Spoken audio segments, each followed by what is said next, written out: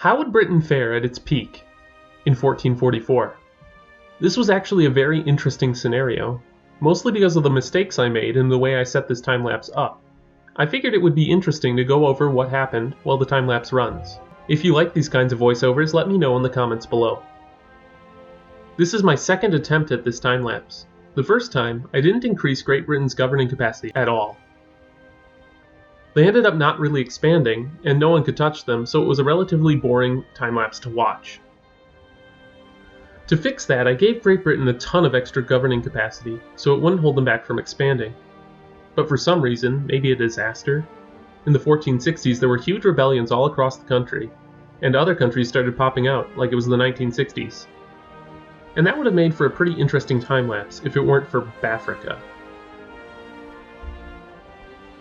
No, it's not some rare nation you can find in-game with the right setup. I just needed a fast and easy way to add tons of land to a single country. And I found that making custom nations was a quick and easy way to do that. I would add a custom nation, give it a bunch of land, and then in-game I could integrate them in a single console command instead of doing each province one by one. While this technique made setting up the time-lapse much faster, it also meant that if the British Empire ever fell apart, we'd be left with Bafrica, which is short for British Africa, if you hadn't figured that out. But then something really crazy happened. Bafrica started to expand.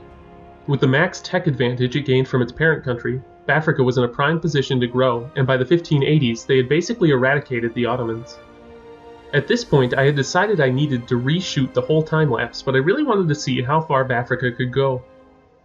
Eventually, Bengal also started to explode in size, and it was hard to tell if the Bafrican or Bengalese empire would end up being larger. It started looking like Bengal might overtake them just because Bafrica had so few areas to continue expanding. Well, I'll let you enjoy the rest of the show and we can check out the final state of things at the end of the video.